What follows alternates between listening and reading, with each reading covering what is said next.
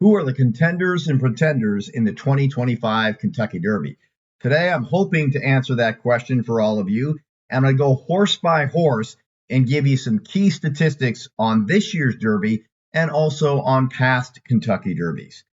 Haven't done this since my old podcast days, so we'll see how it goes. Let's start off with Citizen Bull. Now, the first thing that leaps out at me with Citizen Bull is that last prep race, and I don't like it at all. Since 1992, horses that led at the first call of their final prep, but lost that prep 0 for 32 in the Run for the Roses with just one on the board finish, and that was Lionheart. Also, of course, Citizen Bull is breaking from the rail. Now, I actually like that in the sense that that's considered, one of those death knells. You can't be in post one. I think it's actually a good thing here. I like betting against those things because the odds are going to pay you for it.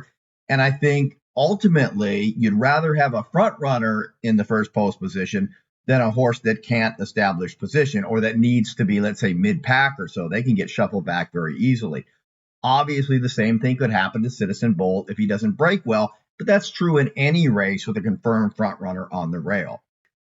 Citizen Bull is a confirmed front runner and just 1 for 66 in the Kentucky Derby, horses with 8 Kieran speed points. The only winner being Big Brown, who, of course, was a superior talent. So I just think Citizen Bull has quite a few knocks in this race. But if you like him, likely they're going to go for the lead from that number one post position because they pretty much have to. Let us move on to Neoecos. This is another horse that has 8 Kieran speed points. And by the way, if you don't know what Kieran speed points are, and you're tired of me saying Kieran speed points, to explain it, it's just really a numerical assessment of a horse's early running style. 8 points means you're a confirmed front runner. 0 points means you're a confirmed closer, or at least that's what you've shown in previous races. Kieran usually used the last 3 races, sometimes went back as far as the 5th race back to establish the running styles. So just a brief explanation of what that is. This is another horse that's a confirmed front runner, and it's just a big disadvantage in a race like this, especially breaking from post 2. People want to talk about post 1. This horse is equally up against it. I mean, horses are going to be converging in. He might not be as fast as Citizen Bull. And so I just think he's going to have a tough journey. Insist on odds if you play Neoecos. Final Gambit. Now, this horse really asserted himself last time, but that's the problem. Only Country House, who won via a DQ, won the Derby after going to post at odds of 15 to 1 or greater in its final prep. And really the reason for that is you want to see horses that are improving. They've got to be on the radar. Just having a horse leap up and have a big win doesn't necessarily mean that that horse is going to continue to progress. The other thing that I've talked about before is when you're looking at speed figure cycles, you don't like to see a big upgrade or a big downgrade in that final prep when compared to the previous race. You definitely see that with Final Gambit. We're looking at the buyer speed figures here, but you notice it went from a 63 to a 90. So Final Gambit, some things to like, some things to dislike. Rodriguez, he's interesting in the sense that he's a May foal. Now, in my Kentucky Derby guide, I talked a little bit about this. All horses are considered to be the age they are on January 1st, but of course, they're born in different months. In the Kentucky Derby, that's very meaningful because as a 3-year-old, they're progressing rapidly. So if you were born in January compared to a horse born in May, there's going to be a big difference in terms of their development. So Rodriguez has that going for him. He also has shown quite a bit of improvement. Now, in the Wood Memorial, he set the pace. It was a very slow pace. And we have the same concern here again. Now, this is the Brisnet number. You notice that plus 14. But the same concern over the bounce. Those are very, very negative statistics. The other thing that I'm not really thrilled with is the subtraction of blinkers in that last race. You'll notice that horses adding or subtracting blinkers in their last race, 0 for 30 in the Kentucky Derby. Now, some of you might scoff at a statistic like that, but I think it's meaningful because, once again, you don't want to be making changes right up until the race. You want to kind of establish where your horse is at, show that gradual improvement and peak on the first Saturday of May. If you're still scrambling around trying to figure out how it runs best or what equipment it needs, chances are you're behind the eight ball, and that's just never a good thing in the Kentucky Derby. But definitely some things to like with Rodriguez. I definitely like the improvement and the fact that he's a late foal, meaning that he might be able to continue that improvement. Let's go to American Promise. This is a really, really interesting horse. Again, we have the potential of a bounce off that last race. And you'll notice that last race was spectacular. It's what I call a big win. In a previous video, I talked about this. This is a win by 5 lengths or more. And horses in the Kentucky Derby that show a big win in their past performances have greatly outperformed. So it's definitely something to look at. Horses that did it in their last race have especially good statistics. It's tough from here because it's the Virginia Derby. Now, I want to start with one thing right away. You're going to notice here that the Virginia Derby is not graded. And a lot of you will probably think that's a huge negative. Believe it or not, it's not. The IV for that, that's the impact value, is about a 0.85 for grade 3 or ungraded races. Now, for the impact values, as I've explained before, a 1 means the horse wins as often as it should win.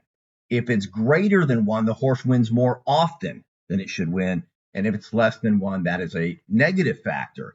So 0.85 is really not that negative, and the returns are profitable. The ROI is profitable on horses coming out of ungraded races or grade 3 stakes races. Now, this is not true for maiden allowance or any of that kind of stuff. But what it really speaks to, once again, is that the Kentucky Derby is all about improvement.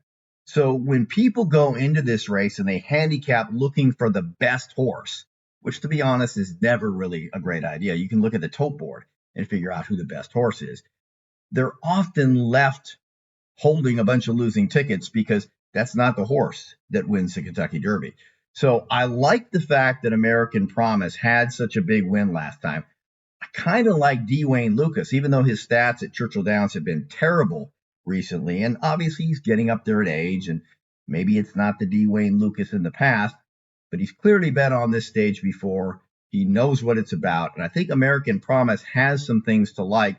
For one, he should be fairly close to the pace, yet doesn't really need the lead. So again, some things to like, some things not to like.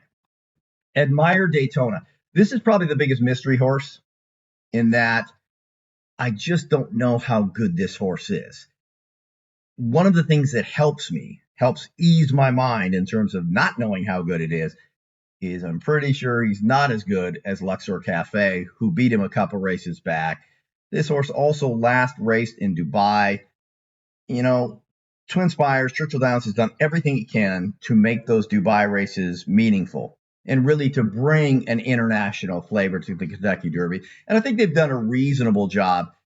But you don't do it by giving the Dubai or the UAE Derby a grade 2. It's not a grade 2 race. It hasn't produced anything. I've had a couple from Dubai that I actually liked. One of them was Thunder Snow, who did that little bucking thing before the race. That was nice. But he later became a pretty good horse. Admire Daytona, I'm just not that excited about it. And one thing I'll say, because it's going to come up for this very next horse, is if you don't know much about a horse, or you're betting on an unknown entity. This would be maidens or horses trying something for the first time. And I realize in the Derby, they're all trying something for the first time, at least in regard to distance. But you've got to insist on odds. That's why when people get so adamant about some of the Kentucky Derby favorites, it's like, okay, great. It's a favorite. So if that's the way you want to bet, go ahead. It's just not my preferred style. I want basically money for risk. And I think there's a lot of risk with Admire Daytona. One of the things, I don't know why I keep saying admire Daytona, but one of the things that you see coming out of those Dubai races is very slow paces, nothing close to the Kentucky Derby. And I think that's one of the problems that most of these horses run into. All right, let's talk about Luxor Cafe. He's an unknown entity in that he's a Japan shipper. We haven't had a winner of the Kentucky Derby come from overseas at all. I think that's correct. I'd actually have to look at the databases, but I don't think you've had any horse come from overseas to win the Kentucky Derby, at least in modern times. Luxor Cafe hits on so many levels that if it weren't for the fact that he was shipping in from Japan, I think he would be a very clear choice. First of all, I want to talk a little bit about pedigree. Now, I don't talk much about pedigree. Most people really aren't interested. If you are, I really recommend Lori Ross. I think it's Iron Maiden Thoroughbreds. I could have that wrong, so I'm so sorry, Lori. But she's got a great Kentucky Derby guide and loves to delve into pedigree. And she also understands that it's not just the sire. That was the big problem with Dosage, is that it really looked just at sires. Plus, it was never updated. In fact, Stephen Roman hasn't run the site in probably like 10 years. I don't know if they're updating things now, but, the whole Dosage of 4.00 or less, most of that was back tested because when Strike the Gold won the Kentucky Derby, his dosage was through the roof. And then suddenly it qualified because they decided that his sire was a chef de race. And so that made his rating lower. Just not a big fan of dosage. And again, I think breeding has its place, but usually at this point in the game, it's already been factored in. However, I did a study that didn't appear in my Kentucky Derby guide, and I've never talked about it before, where I looked at the Brisnet pedigree ratings since 1997. Now, with the Brisnet data, unfortunately, there's some missing years. They just don't have it. I tried to get it from them. They don't have those years. So it's not everything from 1997, but it's missing about 3 years in there. So I looked at the distance rating. I looked at the turf rating. I looked at the dirt rating. And what's the other thing? Oh, I looked at auction price. We'll talk about that in a little bit. And I graded all of them based on ROI, based on impact value. And then I gave each horse a cumulative grade. Luxor Cafe scored an A in every category. And it may surprise you to know that when I talk about pedigree, it's not about a distance pedigree. Everybody talks about that. Oh, you got to have a horse that can go the distance. We need a distance pedigree. No, most of your long distance horses are kind of slow. And so you're really looking, and without a doubt, the sport has gone that way. The dosage index and my late speed rations, my LSRs, have gradually increased over the years for the Derby winner. So stamina has become less of an issue. Nonetheless, Luxor Cafe did great in all of those categories. So you've got that going for him. He's got multiple big wins. And what was really impressive to me is that last race, because I mentioned previously that winning big in your last race is an especially good characteristic. So you've got that, and that race was given a 119 Racing Post rating. Now, many years ago, Stephen Roman, who I talked about earlier, he's the creator of the dosage index with Leon Rasmussen, I believe. He created a chart that kind of, looked at the Racing Post rating and made it equal to the Brisnet rating. And he had some other ones in there. So you could look at a rating and figure out what it would be on a different scale. And according to Stephen Roman, a 119 Racing Post rating is equivalent to about a 103 Brisnet speed figure. A 103 Brisnet speed figure is basically the Derby par. When horses are capable of running a 103 or greater, the impact values go up, the returns go up. People like to say speed figures don't matter, you could ignore it. Yeah, there are always cases of that. Mind That Bird, the classic example of a horse that didn't look like it had the speed to win, improved, and in fact ran a fantastic Kentucky Derby. But having that speed is pretty good. Look at it this way. If you have two runners and they're both improving, and one is at this level and the other one's at this level, who do you think is going to win given equal improvement? It's pretty obvious. And so that's why having some of those previous good speed figures is a good thing. Luxor Cafe, 119, 103 Brisnet speed figure, that's pretty good. He was also wide for the entire trip. Now, I did read some commentary from someone I respect who said that this is a horse that likes to run wide and, in fact, insists on running wide. That becomes a problem in the Kentucky Derby because it kind of tells me it's a horse that doesn't like to be in traffic. you got 20 horses. You're going to be in traffic. So Luxor Cafe is definitely going to have to work out a trip. He's just got so much talent. In fact, you notice here, the big win, 2.08 impact value, meaning those horses that won big in their last race prior to the Kentucky Derby in their final prep win twice as often as horses that did not. The other thing that Luxor Cafe has going for it is a positive form cycle. Now, this is the study that appears in my Kentucky Derby guide. And by the way, you can get that guide by going to databasebetting.com. I don't make it easy to get, but because I did Venmo, got rid of my PayPal. It's a long story, but you can get the guide. It's got a great study that I did on speed and form cycles. And this was really inspired by Thoroughgraph because I've always been intrigued by the whole regression and improving and ways of predicting that. I don't think it's been done to any great level, but at least by doing the study that I did, I could quantify the form and speed cycles and then get statistics on them. And so Luxor Cafe has a very nice form cycle entering the Kentucky Derby. So again, pretty much everything is positive for this horse. It's just a matter of whether he can ship.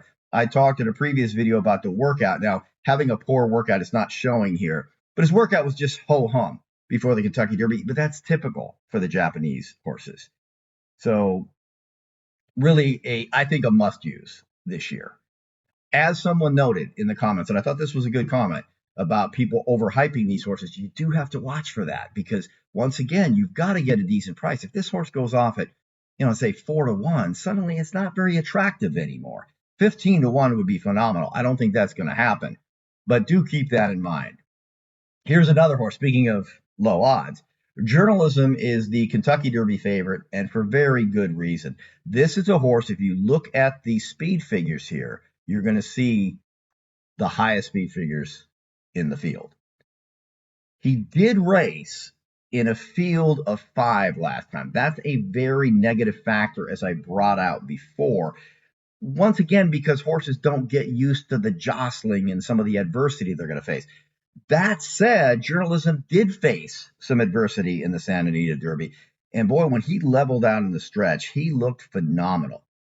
I'm hearing that he's working out very well. That's not showing up on the clock. And some will say, you can't look at the time of workouts. It doesn't mean anything. I think Bob Baffert kind of put the lie to that, in that working out hard is kind of like going to the gym. There's all kinds of theories about what you should be doing. But ultimately, you need to tax yourself. There needs to be pain. There needs to be effort. If you're just going there, whether you're doing a lot of reps or very few reps, you still have to put in that effort. It's got to be sustained. And so that's where I do think the faster works, as Bob Baffert has proven, probably a good way to get a horse ready for the Kentucky Derby. So I'm not thrilled with some of these workouts. You do notice the April 19th workout. That's very, very fast. That last workout, not particularly good, but everybody says the horse is moving really well. As I mentioned, a positive form and speed cycle. The funny thing here, I talked about the speed. This is just showing that you have a 3.00 impact value and a 275 average return for horses that met the Brisnet par last time, and Journalism did. The negative about Journalism, you'll notice I rated his pedigree a D, and some of you might be surprised by that. It's like, this horse is out of Curlin, it's regally bred. Believe it or not, that's a problem. Horses that sold at auction for over $500,000 actually have negative statistics across the board. And you might wonder why. And by the way, especially $1 million purchases, which there is one in this field, really negative. And you might wonder, well, why would that be? Aren't you looking for the best? The best horses in the Kentucky Derby are the homebreds, the horses that didn't go to auction. And in some cases, the horses that they paid very little for. And the logic, when you think about it, is there. You pay very little for the horse. It's a horse that's clearly improved, clearly exceeded expectations. That's what you're looking for in the Kentucky Derby. The horses that didn't go to auction are usually coming from some pretty big outfits, Juddmonte, those kinds of places. And so that makes sense too. The horses that did go to auction and where people bid a lot, that's where you get a lot of that precociousness. It doesn't always translate to the Kentucky Derby. So that is a knock against journalism.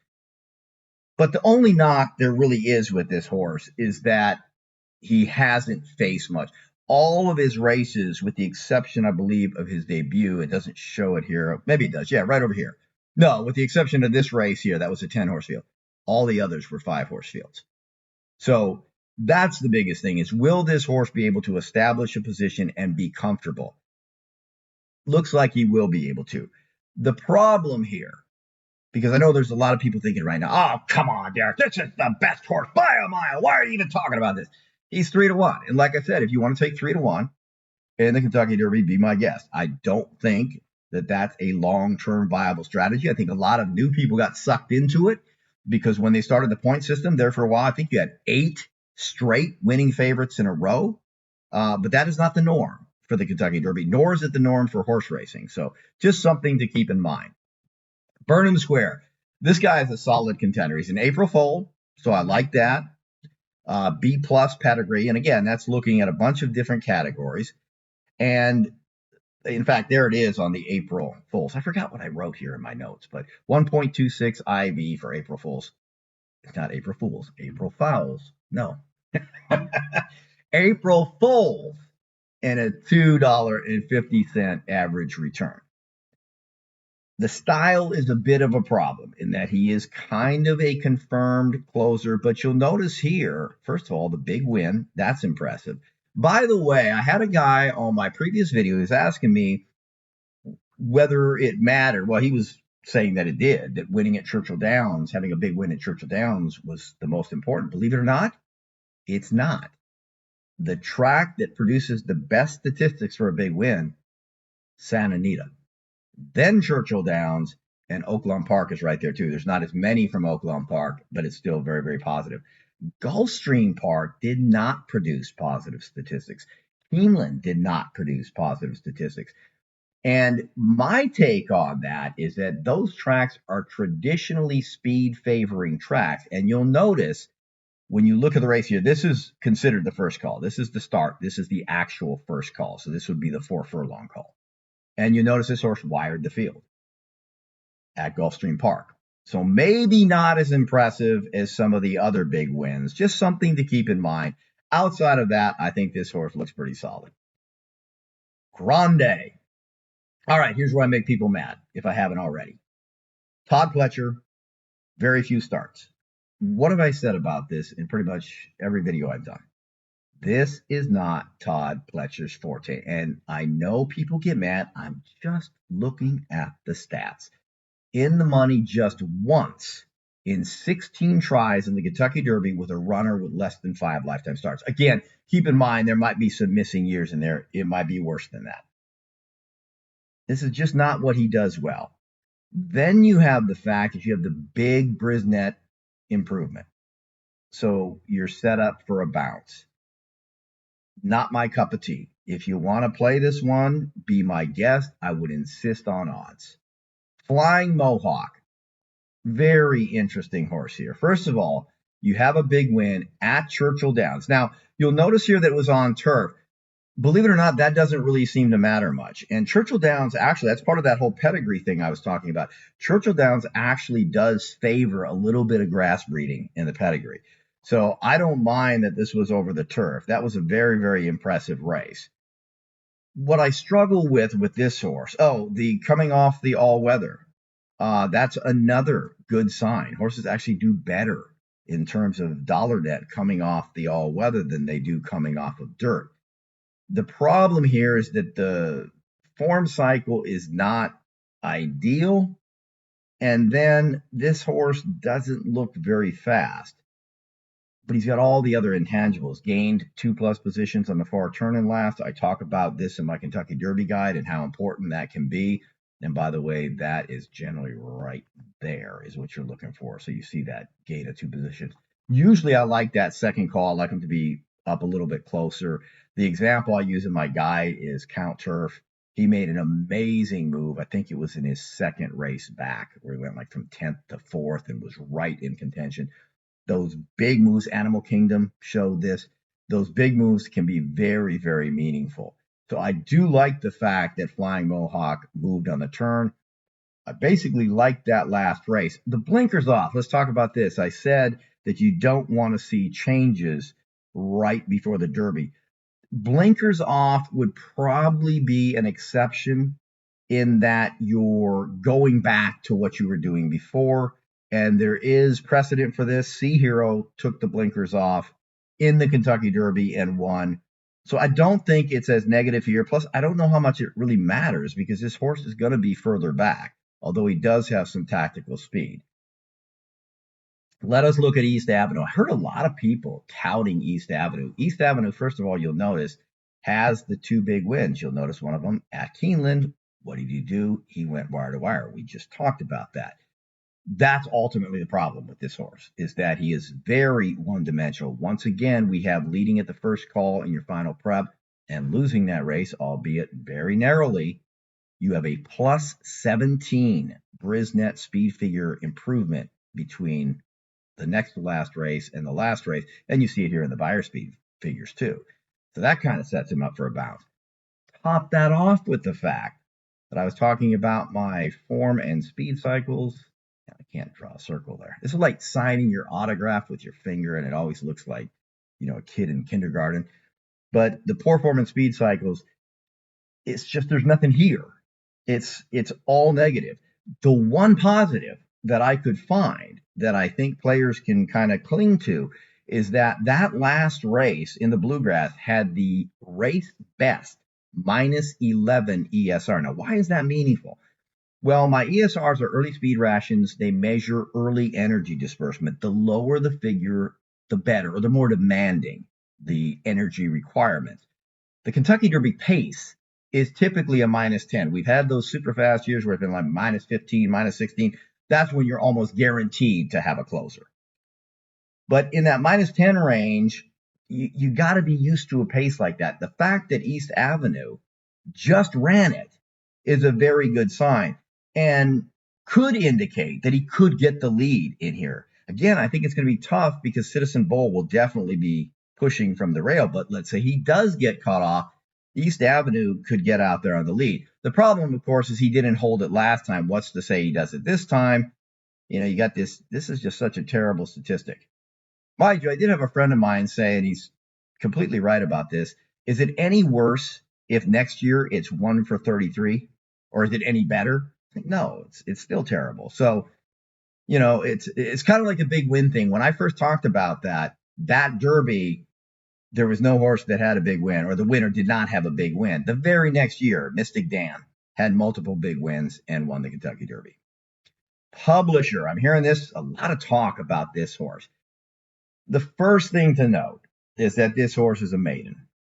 Maidens are 0 for 12 in the Kentucky Derby since 1937, best finish of 8th place. There is precedent for a maiden winning the Kentucky Derby. That was Broker's Tip in 1933. But you have to understand that 1933, the Kentucky Derby was a completely different race than it is today. In fact, many of you know it wasn't until the 40s that the order of the Triple Crown was set, where it's the Kentucky Derby, Preakness Stakes, and Belmont, other than that COVID year where they screwed everything up. By the way, I typically don't use that year in my analysis. It's just silly. Derby's run in September, so all that improvement stuff goes out the window.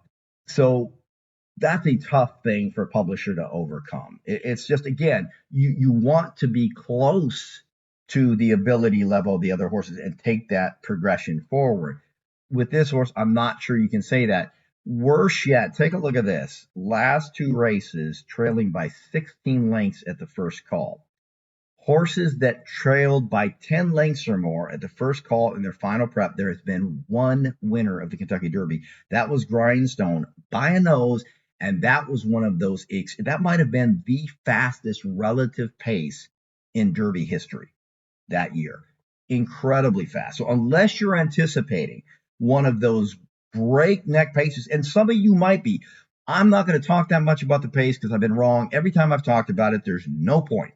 But if you do think there's going to be that crazy pace, Publisher might be a horse, but I still think the fact that he's a maiden, he's a much better underneath play. And I don't think that that's a bad play if you want to play him to place or show, but I certainly don't like him on top. And again, if you look at maidens, that sample size is way too small to be telling, but nonetheless, 8th place finish, the best they've been able to do. And a lot of those horses, by the way, never do develop. Let's go to Tintastic. This is a horse that I'm kind of torn on. The form and speed cycles hint at a regression, but they don't scream it. You'll notice here the pedigree, very, very poor. Once again, this means that in the distance category, the turf category, the dirt category, we're all negative in terms of ROI and in terms of the net return. So that's not a great sign. Final prep at greater than 9 furlongs. This might surprise some people. 0 for 27. Everybody wants to talk about, oh, they're not used to the distance, and if we have a prep that's 10 furlongs or 9.5 or whatever, at least we can be relatively sure that they can handle the distance. The problem is, and this is where statistics can get tricky, because my feeling on this stat is that it's not so much the distance as it is the races that are run at greater than 9 furlongs are not great Kentucky Derby preps. You had the UAE Derby for at least for a while, and then the Louisiana Derby, again, at least for a while, has been at 9.5. Those are not prolific preps in terms of Kentucky Derby winners. So that's one of the problems, I think, with Tintastic. He's also a horse that's done enough, I think, to get some betting, but not enough to get me excited about him. Let's move on to Render Judgment. By the way, I learned with Mind That Bird, because at the time, in retrospect, I learned a lot from Mind That Bird. But at the time, I was one of those people that didn't like him. And when he won, I was immediately thinking something was up. I won't lie, and I'm normally not like that. I'm not one that, thinks this guy's a crook or this guy's a druggie or whatever. But man, that just seems so improbable because he was so slow. When I look at Render Judgment, I get those Mind That Bird feelings again because there's so many negatives here. You have poor speed and form cycles. You notice the long odds. We talked about that. You even had a recent change in the blinkers and the equipment. To add to that, he finished 5th in his final prep. That's never a good sign to finish that poorly.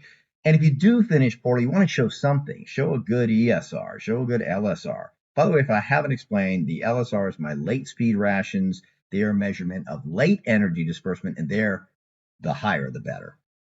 So just not a lot to go on here. And the problem with the Kentucky Derby is that the odds get condensed. And what I mean by that is if this was the Breeders' Cup, Render Judgment might be 99 to 1. In the Kentucky Derby, I'll bet she's around 50 to 60. I don't see it going much beyond that. And I don't think he's value even at 50 to 1 or 60 to 1.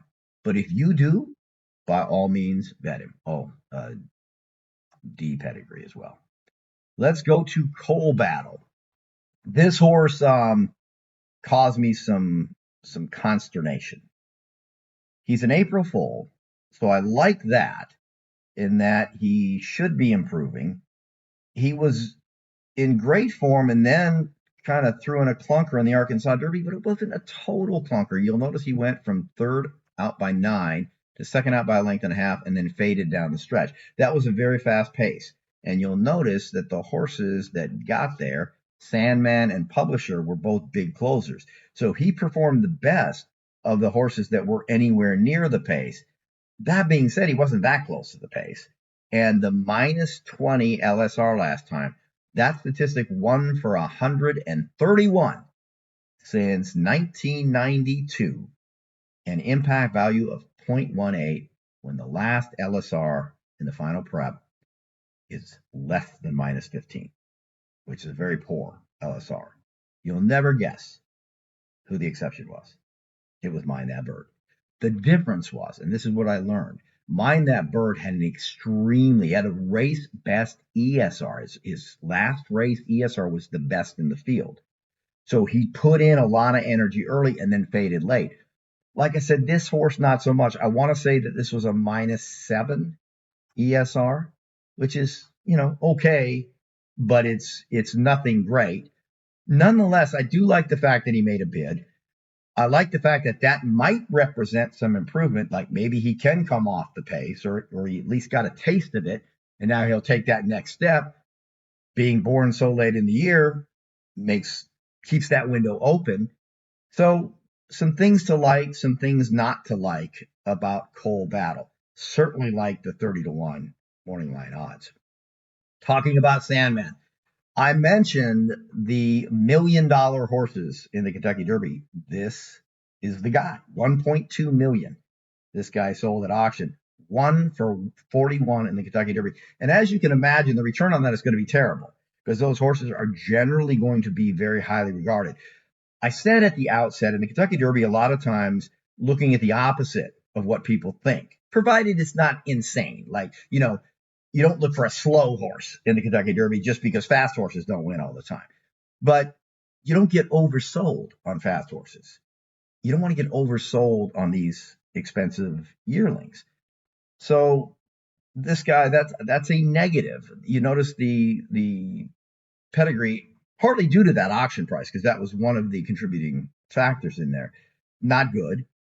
The -16 ESR pace in the Arkansas Derby also dissuades me, as does the fact that he was off the pace by over 10 lengths. I talked about the only winner in that instance was Grindstone, and you had a super fast pace. You had a -16 pace in the Kentucky Derby. Is Sandman going to get exactly the same setup in the Kentucky Derby that he got in the Arkansas Derby? I don't think so. But here's the thing that really takes me off of him. 6-1. If he's anywhere near 6-1, you're talking about a massive underlay. And I'll say that regardless of whether he wins or loses. Mind you, overlays and underlays, it is subjective. But you can't say just because you won, well, I bet the overlay. Because like I said, most people settle on a certain methodology, and when it hits, they think they're geniuses, and when it loses, it's somebody's fault. And there is very much a groupthink mentality when it comes to gambling. There was a study done on sports betting, and they found, and this was at one of the major betting sites, they found that 60% of the time, people bet on the favorite in football games. Now, remember, in football, it's a point spread. So once you have that point spread, it's a 50-50 proposition. You should never see 60% betting on favorites. Here's the crazy thing. When they adjusted the odds, they adjusted the line, they made the favorites even bigger favorites, people still bet them. They still bet them in the majority. It dropped a little bit from 60%. But I mean, that's just incredible. Now you know you're not getting value. If somebody tells me the official line is -7 and I'm going to give you -10, there's no way I'm taking that bet. If you give me 10 points on the other team, I'm every time going to take that bet because I know how accurate Vegas is. And so I just don't like that when you're betting horses in the Kentucky Derby and you're taking underlays. Even if this horse wins, I think you made a bad bet. Sovereignty. Now, this is a horse, when I did my video on big wins, everybody told me, why didn't you talk about Sovereignty? And at first I felt guilty. I thought, yeah, why didn't I talk about Sovereignty? He had a big win. And then, and I didn't check the video to confirm this, but I seem to recall that I was concentrating on horses with multiple big wins because there were several horses that had just one big win. So that's why I didn't talk about Sovereignty, because he has just one. But the folks who made the comment are correct. It was at Churchill Downs. That's a good sign in the street sense. What I really like about this, too, is this wasn't a particularly fast pace. This horse was well up. Look at this dynamite move. I mean, that is power right there. To go from 5 1/4 back at the 6 furlong call to 5 lengths up, 2.5 furlongs later, that is pretty impressive. Very, very good effort by Sovereignty. He's also a Godolphin horse, and I heard some people saying, well, Godolphins do. There is some logic to that, and you'll notice, folks, there is no auction price. So this is one of those homebreds. This is what I would consider to be a pretty well-bred horse, a C pedigree rating on the criterion that I was looking at, the criteria I was looking at. I like the fact that he won the Fountain. He used slight regression here. I think the cycles look good in terms of this horse as well. You notice the big win at Churchill Downs. We talked about that. So 2.23 net, 12.27 average return. The other hidden factor with Sovereignty is that Godolphin also has East Avenue. Well, what did we talk about with East Avenue? East Avenue is a horse that needs to lead. He's going to set the pace. He's probably going to set a very fast pace. And so that should set Sovereignty up. And I know people say this kind of stuff doesn't happen. It's too big of a race. But the old timers had entry rules for a reason.